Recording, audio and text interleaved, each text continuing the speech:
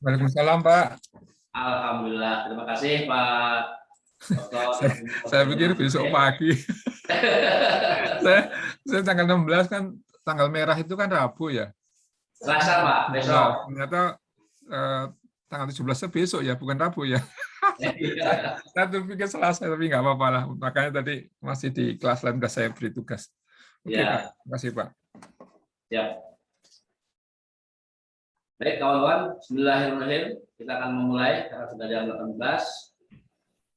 Bismillahirrahmanirrahim. Assalamualaikum warahmatullahi wabarakatuh. Waalaikumsalam warahmatullahi wabarakatuh. Kawan-kawan sekalian, pada pagi ini materi kita adalah value added product yang akan disampaikan oleh Dr. Insinyur Sairman MP. Beliau dari Pusdiklat, pegawai Kemdikbudristek Republik Indonesia, yang pada hari ini sudah bergabung dengan kita, alhamdulillah. Dan kita yakin paparan materi yang akan disampaikan beliau untuk pagi ini akan sangat bermanfaat untuk kita selaku guru perikanan ataupun guru-guru yang memiliki passion di bidang perikanan. Baik Bapak, untuk menjelaskan selanjutnya, insya Allah supaya tidak membuang waktu, saya persilahkan ke Pak Dr. Insinyur Sairman MP. Kami persilakan Pak. Baik, Bismillahirrahmanirrahim. Assalamualaikum warahmatullahi wabarakatuh. Waalaikumsalam warahmatullahi wabarakatuh. Selamat bertemu kembali Bapak dan Ibu peserta KKGSI. Salam sehat. Semoga semua dalam kondisi sehat ya Bapak dan Ibu ya. Di era pandemi ini tetap menjaga kesehatan. Baik, apakah share PPT saya sudah muncul di screen di layar Bapak dan Ibu? Sudah Pak, bagus sekali. Ya Pak. Ya. Baik, akan saya mulai. Sekarang saya slideshow ya.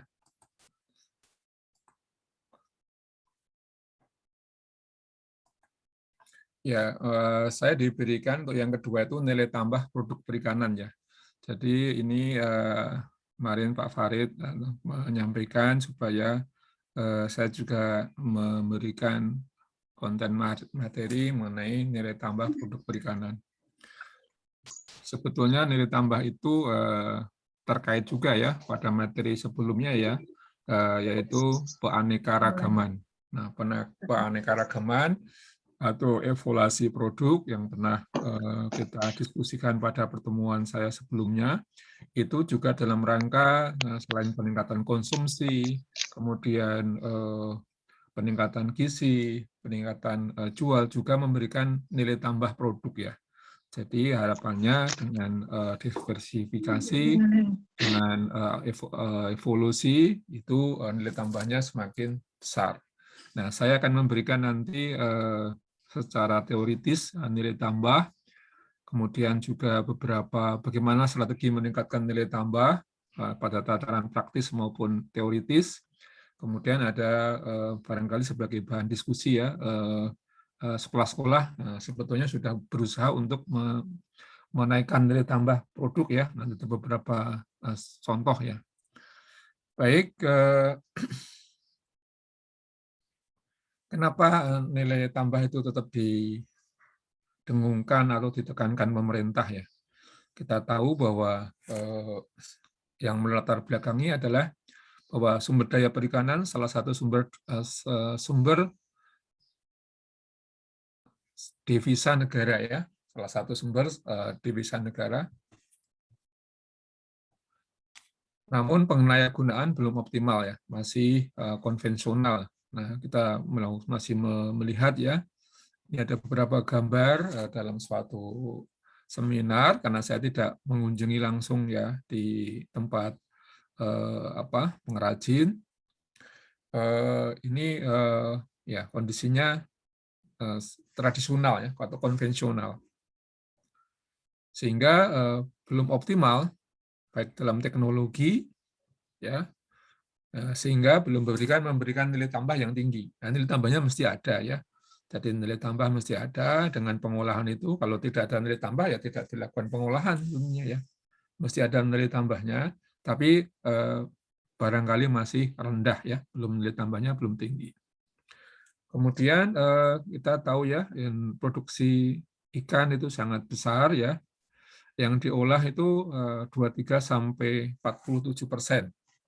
Sebetulnya masih didominasi ya, kalau lihat komposisi ini masih didominasi untuk diolah segar ya. Memang konsumsi ikan segar itu tinggi sekali ya. Kalau kita lihat di pelelangan ikan, kemudian di pengejar ikan yang sering saya di tempat saya ya di Ciawi Bogor itu, hampir tiap pagi itu pasti ada yang keliling mengedarkan ikan ya. Di situ dia jual ikan laut maupun ikan air tawar atau ikan darat ya. Itu jadi kemudian juga di pasar-pasar, kemudian di tempat restoran itu memang konsumsinya masih tinggi. Kemudian kalau di tingkat pengolahan tradisional itu lebih dominan ya dibandingkan pengolahan modern ya, seperti dilihat bagaimana membuat ikan asin, pindang dan lain sebagainya. Ya, ini produksi perikanan ya, ini yang memotivasi kita bahwa pemerintah itu sangat mengapresiasi, bahkan dulu perikanan itu hanya salah satu direktorat jenderal di Kementerian Pertanian ya. Nah, sekarang sudah dipisah menjadi Kementerian Perikanan dan Kelautan. Jadi ini itu salah satu kebijakan pemerintah, polisi pemerintah untuk bisa mengenjot devisa atau pendapatan di sektor perikanan juga dalam rangka bagaimana meningkatkan pendapatan, mengembangkan pengrajin, pengolah ataupun pemasar produk perikanan. Nah, ini warna kuning itu menunjukkan perikanan laut ini dalam satuan ton ya, dari tahun ke tahun meningkat. Ini grafiknya dari mulai 2012 sampai 2018. Terus mengalami peningkatan, sumber dari Kementerian Perikanan dan Kelautan. Kemudian yang putih itu adalah darat ya, memang laut lebih tinggi ya daripada yang di darat, perikanan darat, air tawar. Kemudian kalau dari laut sendiri itu produksinya juga didominasi ya, ini yang warna ungu ya, itu cakalang, kemudian warna hijau itu tongkol, kemudian tuna. Nah, tentunya tiga ini mendominasi dari produk perikanan laut. Nah, kalau akan mengembangkan nilai tambah laut, misalnya juga sumber bahan bakunya yang melimpah yang tiga ini ya. Oke, baik, ini juga merupakan pertimbangan-pertimbangan juga. Dan ini alhamdulillah ini meningkat terus ya dari tahun ke tahun. Kalau di atas merupakan volume dilihat dari ton, kemudian yang di bawah dilihat dari nilai rupiah ya dalam bentuk ribuan. Jadi ini berangsur-angsur naik terus. Ini mulai tahun 2012 sampai 2019. Nah, 2020 nggak tahu ini pandemi, mudah-mudahan juga kalau dilihat dari trennya mestinya menaik. Nah, tapi banyak hambatan ya. Selain pandemi juga transportasi barangkali itu mempengaruhi. Tapi mulai 2012 sampai 2019 itu grafiknya naik secara signifikan. Nah, dengan demikian memang perikanan menjadi perhatian pemerintah untuk bisa mensejahterakan ya, paling enggak menambah ya kesejahteraan dari SDM yang bergerak di dalam perikanan dan kelautan.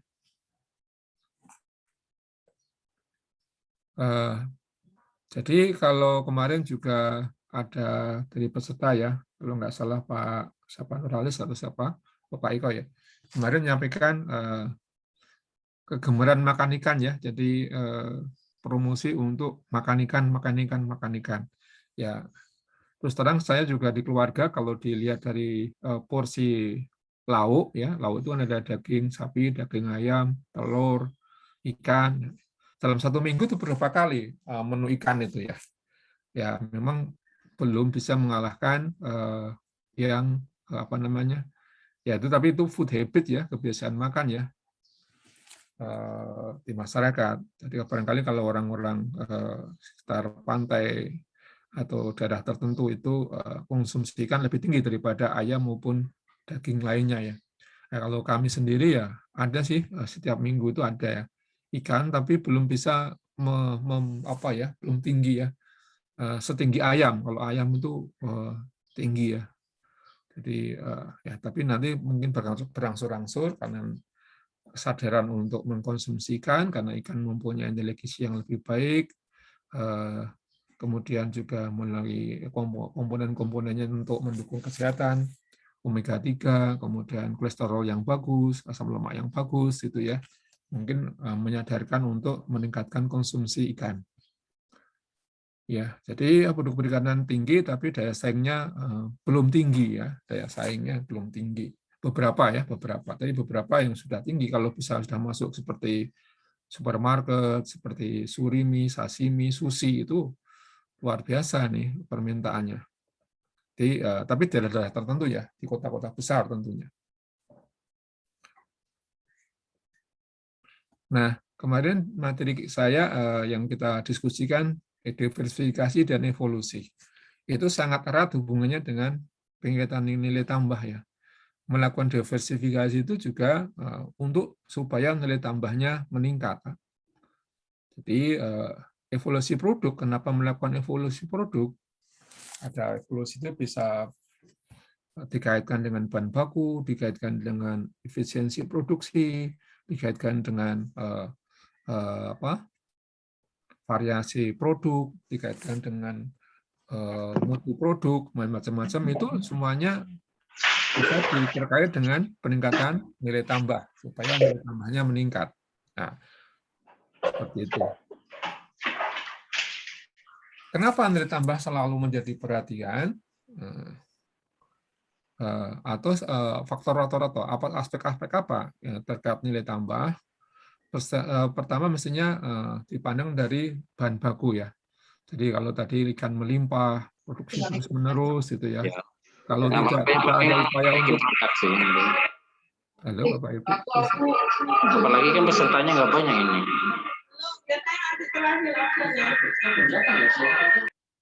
Halo, mohon maaf, apakah bisa di-mute dulu?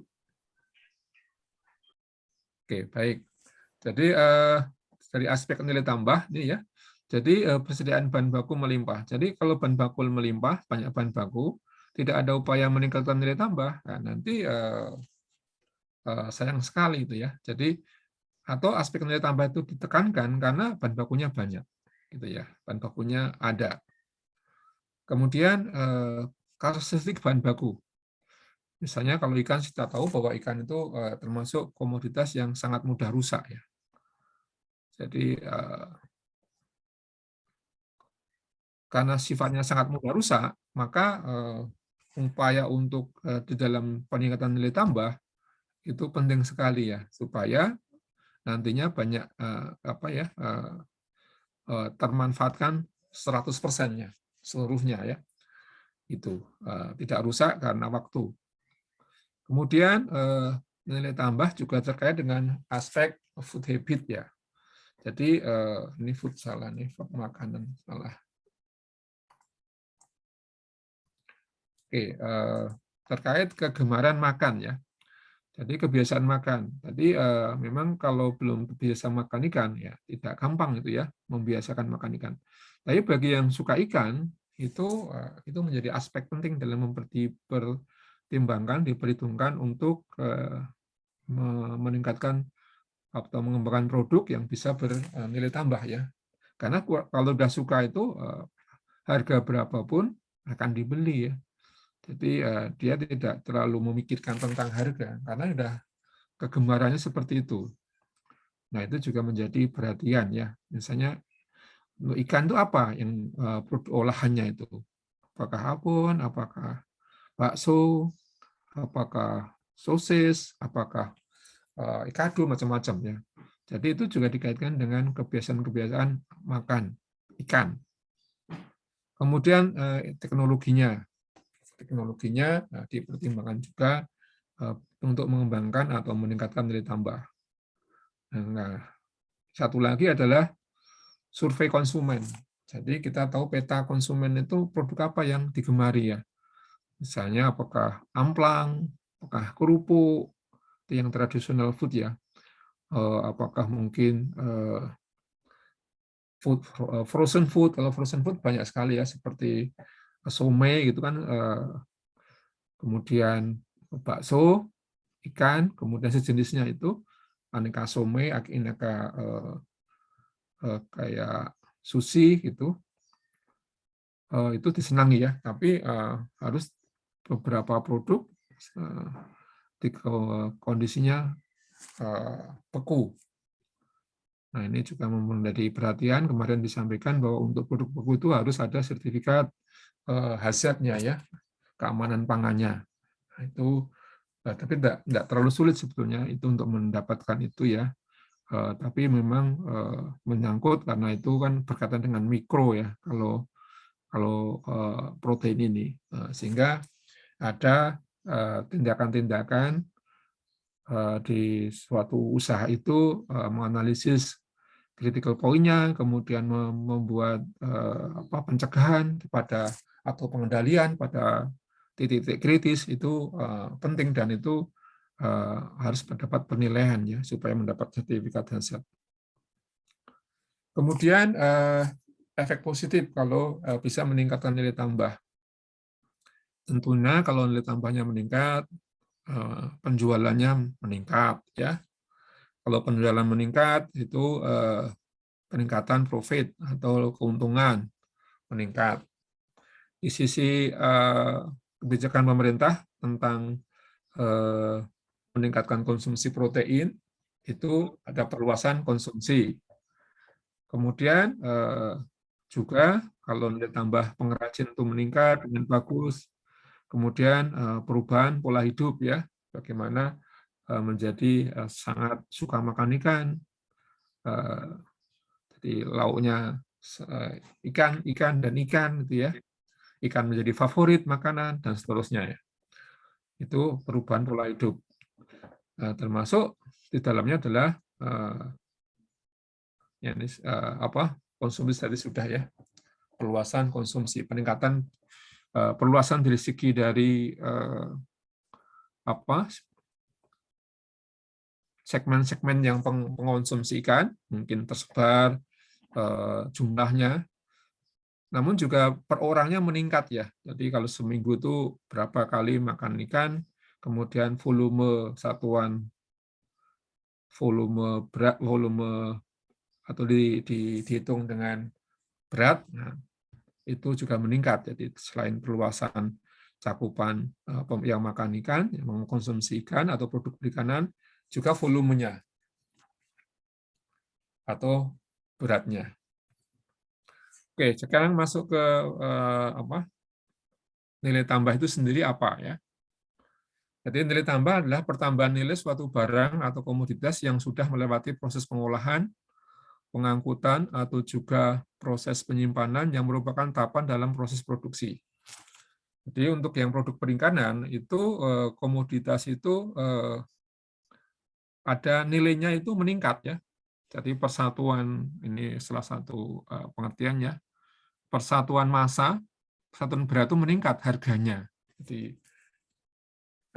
jangan mudah dikatakan bahwa harganya 1 kilonya awalnya ikan lele itu berapa gitu ya, setelah menjadi produk olahan itu 1 kilonya meningkat. Nah, 1 kilo ikan itu dibuat jadi misalnya abon atau mungkin kerupuk menjadi berapa gram, itu meningkat harganya. Jadi peningkatan nilai suatu barang. Karena kenapa meningkat nilainya itu? Karena ada proses pengolahan, ada proses pengangkutan, dan tahap produksi lainnya. Kalau produksi kan ada mungkin pembekuan, pendinginan, pengasapan, pengeringan, transformasi dengan bahan aditif, kemudian dan lain sebagainya ya.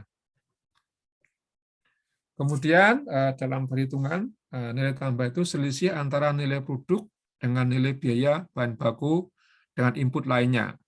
Jadi kalau dalam perhitungan itu nilai tambah itu adalah selisih ya nilai produk. Jadi misalnya 1 kilo produk, 1 kilogram abon itu dijual harganya berapa ya.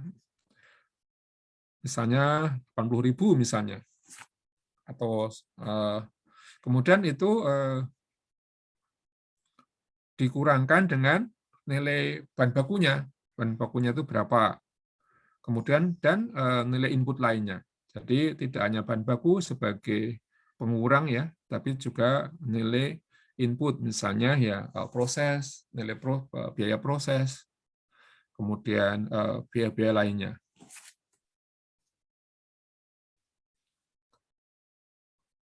Kemudian juga lebih mudah selisih antara harga jual barang dengan harga beli bahan baku, suku cadang, penolong. Nah, ini. Jadi input lainnya itu bisa bahan penolong. Kalau misalnya membuat abon juga misalnya bumbu rempah-rempahnya, kemudian gulanya atau yang lainnya, termasuk minyaknya. Nah, itu merupakan nilai tambah. Ini beberapa sebetulnya mirip ya, bagaimana mendefinisikan, memberikan artian nilai tambah. Selisih nilai komoditas yang mendapatkan perlakuan pada tahap tertentu dengan nilai korbanan yang digunakan selama proses produksi berlangsung. Jadi tadi sebenarnya secara umum nilai tambah itu adalah selisih antara nilai jual produk dikurangi nilai bahan baku atau harga bahan baku plus inputan lainnya. Itu secara mudah diartikan seperti itu.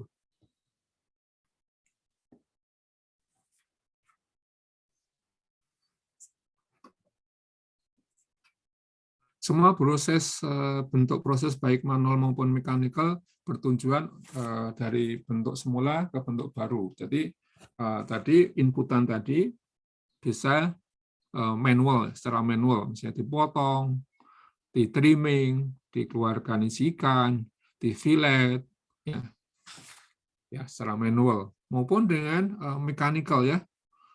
Mechanical dengan misalnya pengalengan ya atau mungkin sterilisasi dan macam-macam, pembekuan. Nah, proses-proses yang diberikan tadi itu akan memberikan perubahan kenampakan ya. Jadi tampilan ya mungkin akan berubah dari segi tampilan. Jadi akan lebih menarik, lebih disukai gitu ya. Kemudian akan memberikan perubahan tekstur. Ada tambahan-tambahan perlakuan tadi, teksturnya menjadi renyah, menjadi padat, menjadi dan lain sebagainya ya. Sangat beda dengan bahan bakunya. Kemudian taste atau rasa, kemudian cita rasa ya, atau flavor.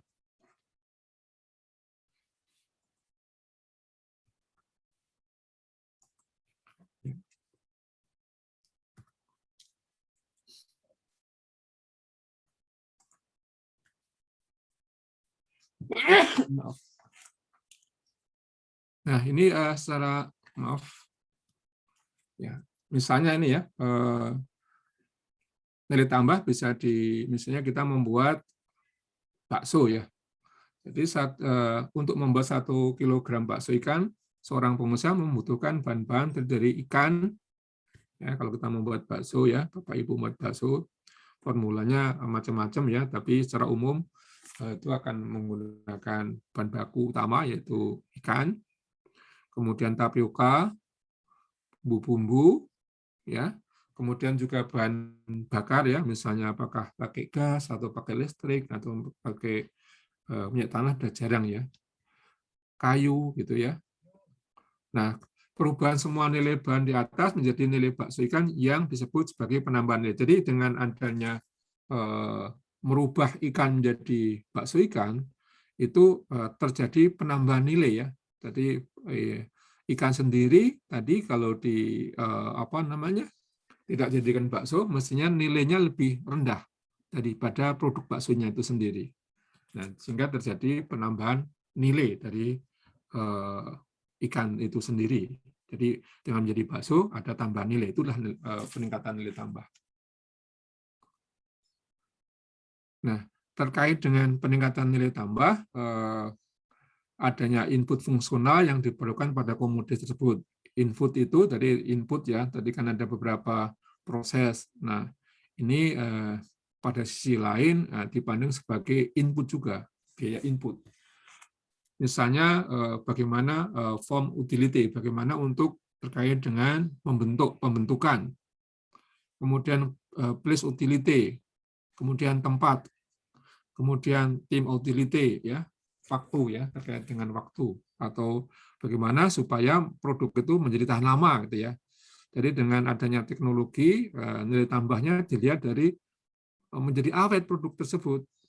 Nah, kalau ikan sama bakso mungkin tidak time utility ya, lebih ke apa kemanfaatan yang lain ya. Tapi untuk misalnya dari kerupuk, dari abon itu kan menjadi tahan lama, menjadi awet. Jadi dari sisi waktu itu dengan input yang diberikan, jadi waktu jualnya menjadi lebih lama, kemudian masa produknya itu, ketahanan produknya itu menjadi lebih lama. Itu juga nilai tambah. Nilai tambah produk perikanan dihitung melalui penentuan biaya produksi total. Jadi nanti kalau dalam perhitungan kita mengenal, kalau membuat produk, mengenal ada biaya produksi total, biaya tidak langsung, kemudian nilai jual produk. Ini komponen-komponen itu untuk menghitung nilai tambah harus ada ya data tersebut. Biaya produksi total terdiri dari biaya variabel ya, dan biaya tetap ya. Jadi biaya variabel, biaya berubah tergantung volume produksi, tergantung jumlah yang diproduksi. Kalau biaya tetap ya biaya yang tetap ya, karena itu tidak tergantung dari volumenya. Misalnya tempat gitu ya. Pensutan peralatan itu kan tetap ya, karena tidak tergantung dari volume yang diproduksi. Nah, nilai tambah itu rumusnya seperti ini ya. P dikurangi total cost ya, ditambah biaya lainnya lah, kira-kira seperti itu. Itu kemudian kalau dalam rasio dibagi dari nilai jual itu kali 100%, rasio nilai tambah. Nanti ada beberapa contoh untuk mempermudah pemahaman ini. Nah, ini adalah contoh perhitungan nilai tambah. Ini saya adopsi dari Putu Andika ya, 2015. Ini analisis nilai tambah di Poklasar, ini hasil riset ya ini ya. Poklasar itu mungkin Bapak Ibu lebih kenal ya, kelompok pengolah dan pemasar ya. Ini istilah yang dipakai ya di UKM. Jadi ini adalah contoh, karena ketutup ini contoh ya, contoh misalnya ini abon lele, ini ada pertama ROM 1 itu output, input harga ya. Ini saya mengambil saja ini dari Putu Andika dan kawan-kawan. Jadi abon lele pertama outputnya 2 kilo, ikannya 6 kilo, kemudian tenaga kerja, ini komponen-komponen ya, faktor kompresi, koefisien tenaga kerja, ini 3, 1, 2 itu 1/2 ya, 1 itu output tadi dibagi nomor 2. Jadi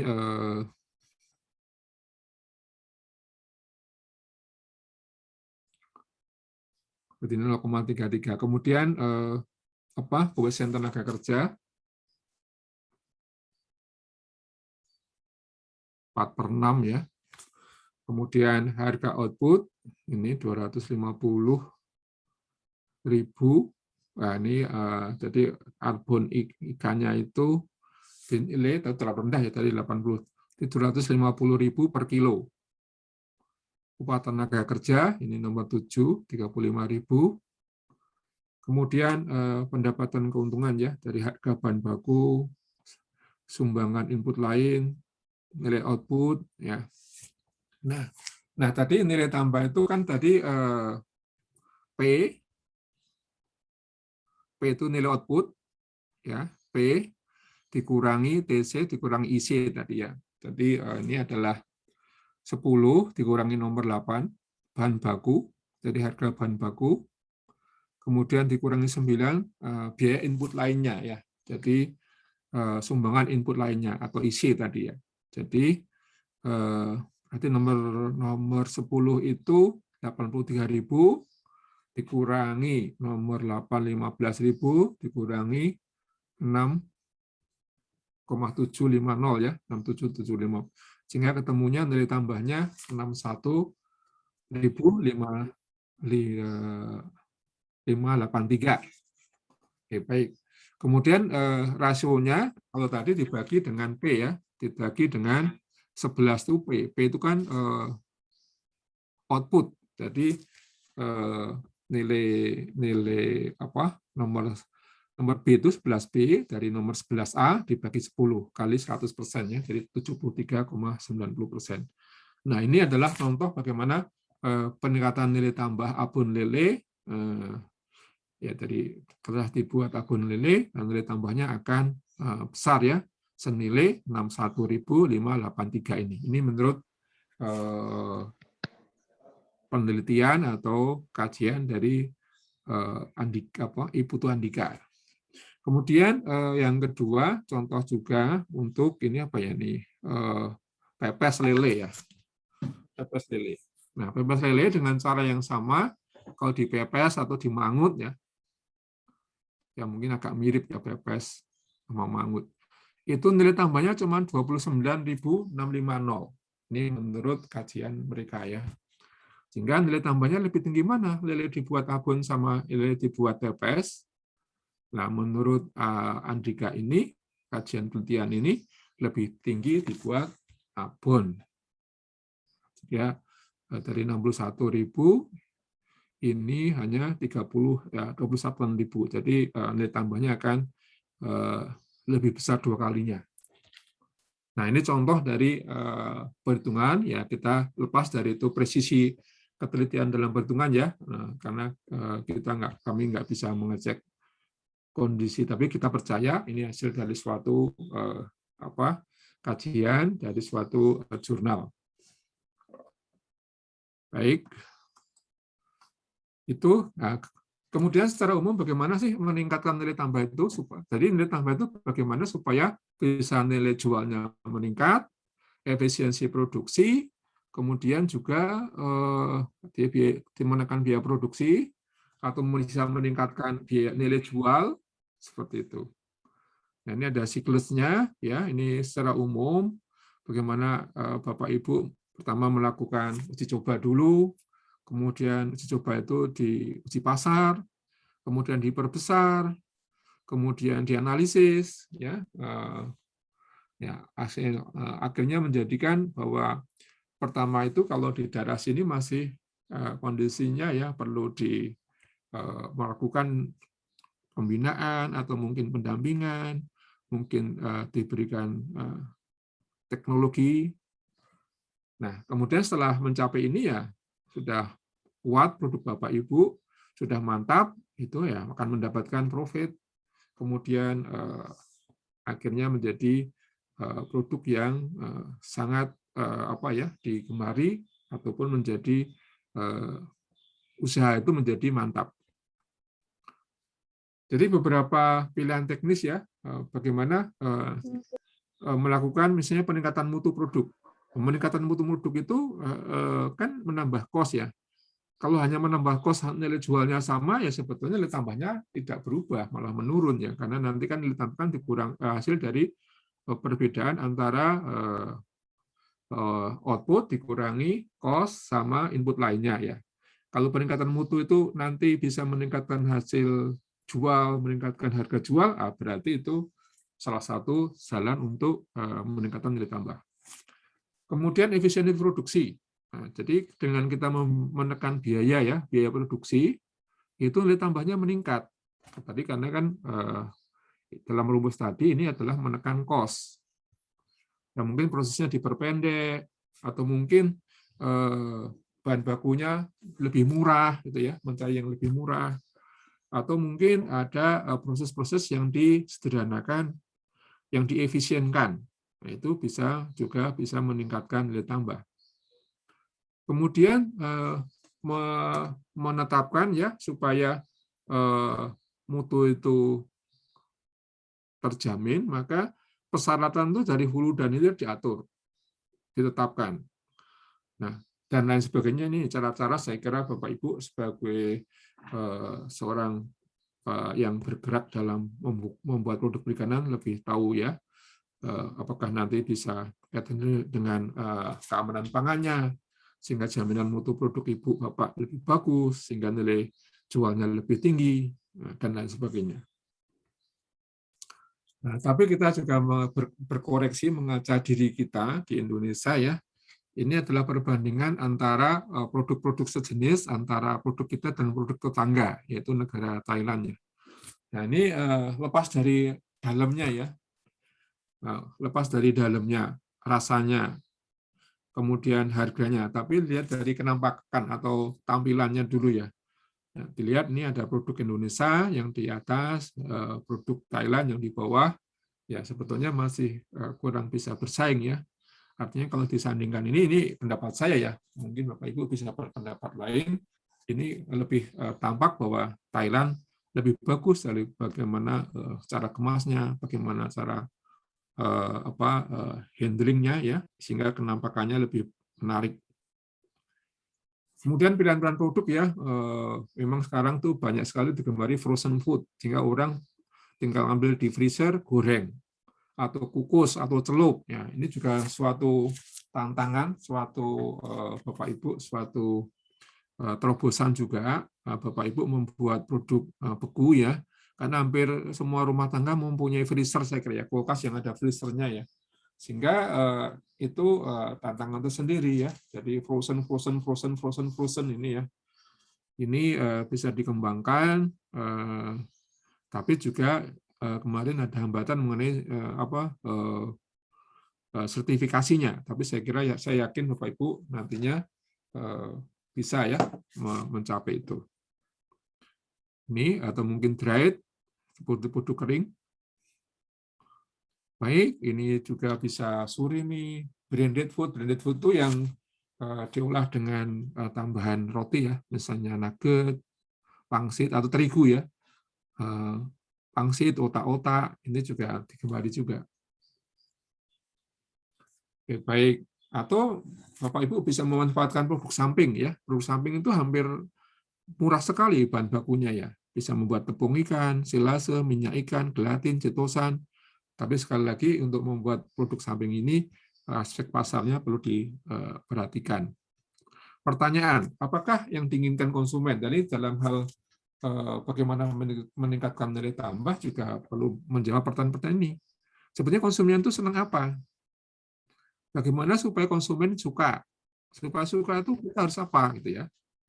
Kemudian apa yang bisa menarik dari produk Anda? Jadi apa keunggulan produk Anda? Jadi produk Anda itu yang dilihat konsumen, oh ini bagus, oh ini menarik, itu apanya gitu ya. Kemudian bagaimana menciptakan produk yang berbeda dengan pesaing Anda? Apa produknya? Apanya yang menarik? Ya. Kemudian apakah Anda menciptakan produk yang diinginkan konsumen? Jadi itu lagi-lagi kalau nilai tambah ini juga dipandang dari apakah produk itu disukai konsumen, diminta konsumen, kemudian menjadi harapan konsumen. Nah, itu menjadi perhatian kita dalam pengembangan produk untuk mencapai nilai tambah yang tinggi. Ya, ini hampir sama apa yang diinginkan konsumen, bagaimana supaya konsumen menyukai, apa yang menarik pada produk Anda. Oke, baik. Untuk pemula ini ya daripada ini anu ya, artinya pilihannya apakah menciptakan produk yang betul-betul baru atau sebetulnya menciptakan produk yang menyerupai yang lain ya. Sudah banyak yang pakai, yang senang, ya kita ciptakan produk yang menyerupai itu gitu ya. Untuk pemula mungkin lebih tepat seperti itu. Kemudian pastikan bahwa produk Anda itu sudah ada konsumennya. Walaupun kondisi sekarang konsumennya itu menggunakan produk yang lain ya. Jadi bagaimana kita bisa memikat konsumen karena konsumen itu sudah suka terhadap jenis produk itu. Nah, Anda membuat produk sejenis yang bisa mempunyai nilai tambah untuk memikat konsumen. Pilih makanan, apakah makanan atau produk makanan itu dimakan hanya kadang-kadang atau setiap hari. Kalau setiap hari itu misalnya seperti lauk ya, pendamping makanan pokok itu ya. Itu kan dimakan setiap hari. Atau sebagai cemilan, selingan, atau hanya digunakan pada mingguan saja, pada event-event tertentu, bahkan hanya bulanan saja mengkonsumsi itu. Ini juga perlu dipertimbangkan. Bahan bakunya banyak atau tidak? Nah, kalau kita ingin membuat nilai tambah, tapi bahan bakunya sudah ada, kita bisa pusing dengan memikirkan bahan baku. Kemudian kalau bisa konsumsinya sudah jelas di mana, mungkin di sekitar kita, mungkin nggak jauh dari diri kita, sehingga kita nggak pusing-pusing mencari pembeli. Ini juga diperhatikan. Saya kira ini lewat seperti tadi. Kemungkinan juga terkait dengan bagaimana meningkatkan jual tadi ya. Tadi nilai tambah itu juga ditentukan output tadi. Nah, output diperluas tuh bagaimana caranya? Nah, sekarang bisa masuk misalnya GoSend, GoFood itu ya, Tokopedia, Shopee. Bisa saja Anda e-commerce itu mulai dikenalkan atau mungkin dimulai ya. Jadi orang akan membeli produk Anda tidak dititipkan di toko, tapi diberikan di melalui e-commerce ya. Ini suatu pilihan juga untuk meningkatkan nilai tambah dilihat dari peningkatan jualannya, kalau supaya outputnya itu meningkat. Ini kemarin sudah ya, ini produk-produk yang kemungkinan bisa dikembangkan untuk meningkatkan nilai tambah, sekaligus diversifikasi produk, baik dari dagingnya, kulitnya, ataupun jeroannya. Tentunya kemitraan itu ini sudah jam 9 ya, barangkali nanti ada diskusi. Ini salah satu contoh, ini saya kemarin sempat lihat, mungkin ada ya, yang kelompok ini yang dari Pangkal Pinang ya, ini cukup banyak produknya. Saya kira ini sudah cukup bagus. Nah, bagaimana ini menjadi produk yang bagus ini, nilai tambahnya juga bagus, juga besar. Nah, tentunya dilihat dari apa? Ya, tentang dari penjualan ya. Kalau penjualannya tinggi, nilai tambahnya, outputnya kan tinggi. Kemudian harganya tinggi, ya misalnya seperti itu, akhirnya nilai tambahnya menjadi besar. Ini mungkin memotivasi yang lain. Ini ada empek-empek, ada bakso ikan, ada kemplang, ada minuman rumput laut, gitu ya. Kemudian jenis semacam kerupuk ya. Oke, saya kira itu Bapak Ibu yang bisa saya sampaikan. Mungkin masih ada waktu 15 menit sampai 20 menit bisa diskusi. Kepada Pak Farid saya kembalikan ke Bapak. Terima kasih Bapak. Baik, terima kasih Pak Herman atas materinya. Saya mengajak kawan-kawan untuk berdiskusi atau sharing ataupun mau bertanya, kami persilakan. Bagi yang sudah present, ya. Silakan kawan-kawan, ada yang ditanyakan ataupun sharing? Ada Ibu Lia Jasda. SMK Negeri 3 Tarakan. Dari Tarakan, silakan Ibu Lia Jasda. Ya, terima kasih Pak Farid atas kesempatan yang diberikan. Terima kasih atas materi dari Pak Salman.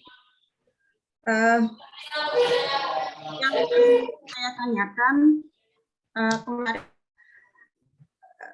ada pertanyaan dari minggu lalu itu, ada pertanyaan dari teman tentang kemasan.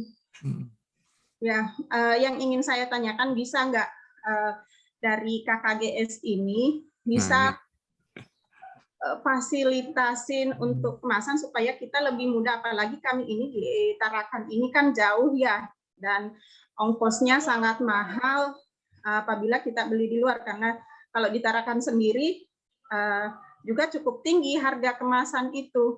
Nah, alangkah bagusnya kalau ada yang memfasilitasi untuk SMK-SMK yang tergabung dalam KKGS ini, kita bisa seperti yang saya lihat di Kementerian Perindustrian itu, Pak, mereka ada fasilitas seperti itu. Jadi ketika ada UKM ingin memesan kemasan, mereka bisa menghubungi perindustrian. Jadi alangkah bagusnya kalau ada di SMK ini, mungkin di KKGS bisa memfasilitasi supaya kita bisa dapat lebih murah, kemudian lebih cepat pengirimannya, sehingga untuk kemasan ini tidak jadi kendala buat kita gitu, karena yang seperti kami ini, Tarakan ini jauh susah untuk mendapat kemasan, sementara kemasan itu adalah pandangan pertama untuk konsumen gitu. Terima kasih, Pak. Baik, Ibu Jasda, terima kasih. Kami tampung dulu. Ya. Selanjutnya ada ini yang namanya nih KKGS 2021. Silakan siapa? Terima kasih Bapak. Boleh izin bertanya? Saya Bu Dian. Bu Dian. Iya. Ibu Dian Andriani, silakan Bu Dian. Ya. Terima kasih Bapak kesempatan yang diberikan kami. Yang saya tanyakan langsung saja Bapak, di dalam proses produksi, bagaimana cara menghitung upah atau tenaga honorer yang ideal? Kalau dengan presentasi berapa persen, atau kalau dengan timer atau waktu yang dibutuhkan berapa per orangnya yang ideal? Itu yang pertama. Yang kedua, berapa nilai tambah untuk sekali produksi idealnya? Dalam sekali produksi itu berapa nilai tambah yang kita dapatkan, begitu Bapak? Karena kita biasanya kalau produksi agak bingung dalam perhitungan seperti itu. Terima kasih, hanya itu saja Bapak yang bisa saya sampaikan. Terima kasih. Bu Dia, mungkin yang pertama tadi apa Bu? Saya kurang dengar Bu, maaf. Pertama, bagaimana cara menentukan biaya upah atau honor tenaga dalam sekali produksi berdasarkan output atau hasil produksi, atau timer atau waktu yang dibutuhkan selama berproduksi itu berapa, seperti itu. Kami kadang bingung antara menghitung waktu yang ideal itu seperti apa, begitu Bapak. Baik, Ibu Dian. Ibu Dian Andriani, silakan Ibu Dian. Ya, terima kasih untuk waktunya. Saya dari SMK Negeri 2 Rembang, Pak. Iya. Nah, ini yang mau saya tanyakan itu terkait added value. Itu kan yang sudah dijelaskan Pak Syahirman tadi kan banyak banget. Nah, ini di sini untuk ikan yang bernilai ekonomis penting. Jadi kalau ikan yang bernilai ekonomis penting, apabila dirubah produknya menjadi olahan-olahan itu, apakah itu juga termasuk added value? Sedangkan tidak merubah nilai atau kandungan gizinya, mungkin hanya merubah secara tampilannya, gitu Pak. Nah, itu yang pertama. Kemudian untuk pertanyaan kedua, apakah nanti di laporan untuk KKG ini kita ada memasukkan untuk perhitungan nilai tambahnya, nilai jualnya, kemudian harga penjualannya dan sebagainya gitu. Terima kasih Pak. Itu saja pertanyaan dari saya. Terima kasih Ibu Dian. Pak Dr. Herman, ada beberapa pertanyaan yang mungkin bisa dijawab oleh Pak Dokter. Di antaranya adalah jika ada relasi yang berkaitan dengan penyedia kemasan, Pak Dokter, itu dari Ibu Jasda. Yang kedua adalah pertanyaan dari Ibu Dian. Ibu Dian yang cara menghitung upah bagi tenaga kerja, apakah per sesi, apa per jam, atau bagaimana yang ideal. Mungkin itu Pak. Baik, terima kasih Pak Farid, terima kasih ya, bagus sekali pertanyaannya ya dari Tarakan tadi. Mungkin ini usulan sebetulnya tarikan ini usulan ke KKSI ya, KKGSI ya, KKGSI, gimana supaya bisa memfasilitasi kemasan. Kemasan itu memang apa ya, penting sekali ya, karena tadi Thailand saya mungkin tergelitik dari perbandingan antara produk perikanan dari Thailand sama produk perikanan dari apa namanya, dari Indonesia tadi ya. Memang lihatannya kan belum tahu rasanya seperti apa, tapi kemasannya ya, kemasannya itu sudah menarik gitu. Jadi ini ada strategi juga ya, waktu kami itu bermitra dengan, waktu saya masih Cianjur, bermitra dengan salah satu galeri atau apa swalayan di Jakarta itu. Saya nggak penting itu mau disebut mereknya apa, dari mana. Yang penting produknya terjual dengan bagus, dengan harga yang tinggi gitu ya. Sehingga kemasannya itu yang ngatur tuh yang mereka. Jadi mereka tuh memberi kemasan kosong, kita isinya, kita mengisi dalamnya gitu ya. Sehingga ya sekarang itu banyak diakui juga di Alfa, mungkin jangan nyebut merek ya, beberapa apa retail ya, itu swalayan itu dengan merek mereka. Ya, jadi karena kita memang untuk mengadakan kemasan itu cukup berat dan biayanya besar ya, karena partainya harus besar, dan untuk UKM industri kecil itu cukup sulit. Nah, jadi mengusulkan itu bermitra ya, bersatu ya. Jadi mungkin Pak Farid nanti usulan dari tadi dari sekolah dari Tarakan tadi, bagaimana kalau KKGS itu mau fasilitasi, bisa enggak? Jadi menggabungkan beberapa permintaan apa melayani terhadap kemasan ini. Jadi kan kalau kemasan kan berapa, jadi kalau pesan kan berapa bal gitu ya. Tapi ya harus menurunkan egonya Bu. Jadi misalnya kemasan dalam bentuk botol itu jangan mendesain botol masing-masing. Jadi mungkin mereknya nanti satu merek gitu akhirnya nanti. Satu merek kalau botol, misalnya bentuknya botol ya. Kemudian kalau kan itu kalau desain kemasan kalau masing-masing menjadi mahal lagi.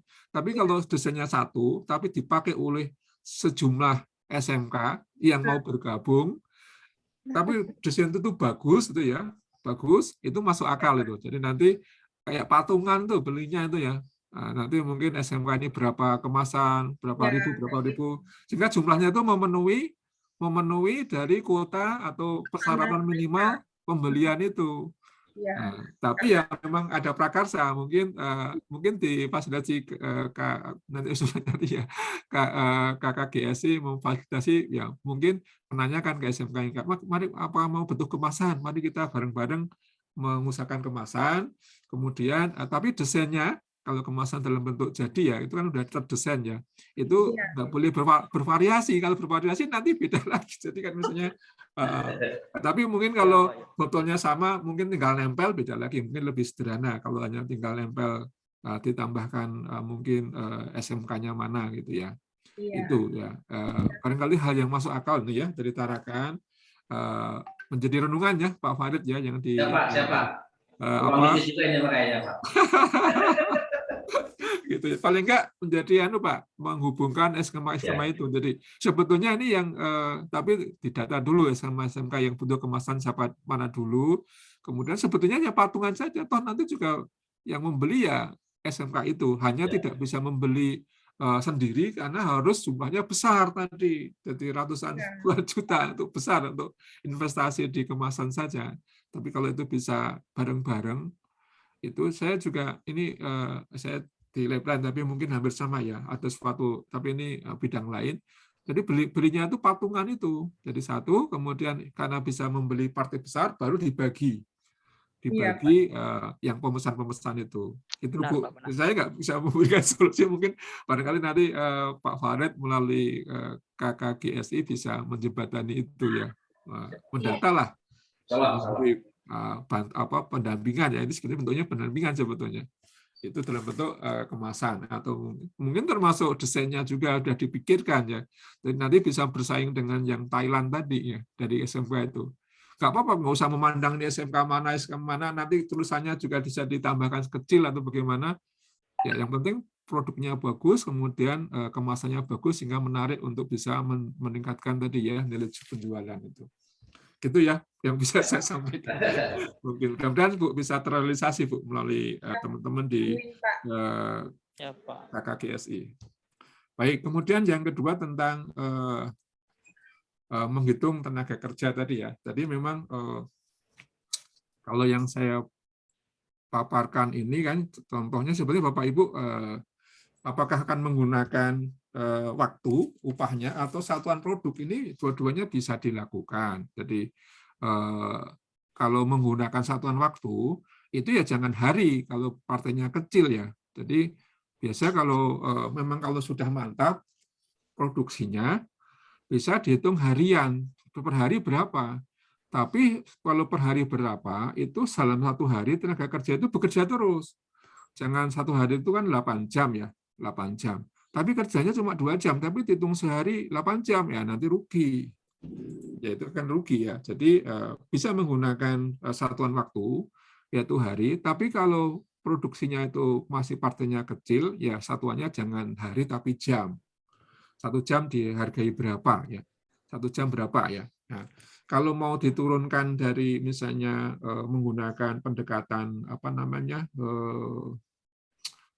UMR ya nanti UMR itu berapa? Itu kan dalam 1 bulan. 1 bulan itu berapa hari kerja? Dibagi misalnya Sabtu Minggu libur ya 6 hari. Kemudian 6 hari itu kan jadi seharinya berapa? Kemudian kalau sudah ketemu sehari dibagi per jam. 8 jam, jadi per jamnya berapa? Nah, kalau kerjanya cuma 1 jam, ya dihitung 1 jam. 2 jam, dihitung 2 jam. Itu lebih realistis dalam menghitung biaya tenaga kerja. Apalagi menggunakan tenaga kerja yang sudah bekerja di suatu sekolah misalnya ya. Di sekolah kan ada siswa, atau mungkin tamatan, atau mungkin guru. Ya tentunya menghitungnya tidak full. Ya mungkin lebih pas kalau menggunakan satuan waktu ya. Kemudian apakah dihitung dengan seperti volume produksi? Jadi per kilonya dihitung berapa? Ini juga boleh. Jadi dua-duanya itu nggak salah, Bu. Asal realistis saja. Jadi misalnya kalau membuat abon ikan 1 kilo, itu dihitung berapa tenaga kerjanya. Nah, kadang-kadang di persentase, pendekatan persentase, tapi ya tentunya ya tidak merugikan pengusahanya, tidak merugikan juga ya yang masih kewajar lah terhadap tenaga kerja itu. Nah, sehari itu berapa? Atau mungkin 1 kilo itu berapa? Terus kemudian misalnya satu produksi itu memerlukan waktu berapa? Membuat 1 kilo abon ya, itu memerlukan waktu berapa? Nah, itu juga diperhitungkan. Jadi memang tidak ada, kalau di sini kan ini, kalau di ini 26, baik yang contoh tadi, tenaga kerja 6 orang. Ya ini kurang rinci ya yang saya contohkan. Tapi ini bisa yang lain bisa dilakukan. Sehari itu misalnya bekerja itu harian lepas itu berapa? Harian lepas yang bekerja di suatu unit itu berapa? Nah, kemudian sehari itu memproduksi berapa kilo? Nah, kalau misalnya gini ya Bu, sehari misalnya 100.000 untuk 8 atau mungkin 80.000 ya, biar gampang contohnya ya. 80.000. Nah, itu 8 jam. Kalau 1 jam ya mungkin hanya 15.000. Ya. Mungkin kalau 2 jam ya bisa 30.000, jadi bisa nggak full ya, nggak full sehari itu. Ya, jadi biasanya juga kalau di Bogor itu setengah hari itu 50.000. Ya. Baik ya, gitu ya. Jadi dua-duanya bisa. Tapi kalau ditentukan berapa yang paling tepat, ya sebetulnya melihat kewajaran. Bapak Ibu bisa melihat orang bekerja, misalnya sehari itu dihargai berapa.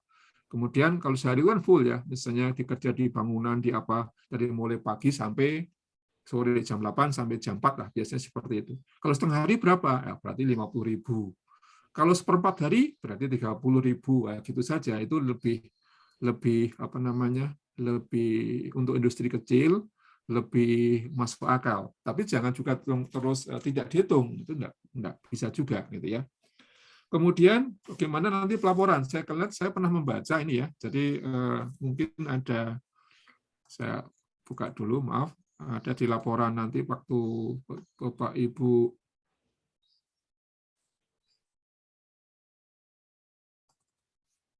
di penilaian ya, saya pernah membaca yang disampaikan itu. Bentar ya. Jadi ada laporan pelaksanaan pembelajaran, video pelaksanaan proses media promosi, jumlah income yang diperoleh, kehadiran. Ini ada beberapa komponen, ini mungkin sudah diketahui ya. Ada komponen yang di income itu ya. Nah, kalau mungkin teknisnya lebih detailnya, barangkali bisa ditanyakan ke panitia ya, apakah nanti di laporan nanti memuat tentang perhitungan nilai tambah. Tapi di sini memang ada proses jumlah income yang diperoleh. Jadi ada penilaian tentang income. Nah, income itu kan sebetulnya bisa dikaitkan dengan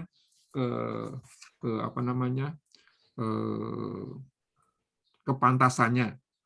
Kalau lebih detail lagi memang bisa dikaitkan dengan nilai tambah produk yang dihasilkan. Jadi apakah produk yang dibuat itu, yang dilaporkan itu punya nilai tambah. Nah, kan ada korelasi kan, kalau income besar ya nilai tambahnya besar itu tadi ya.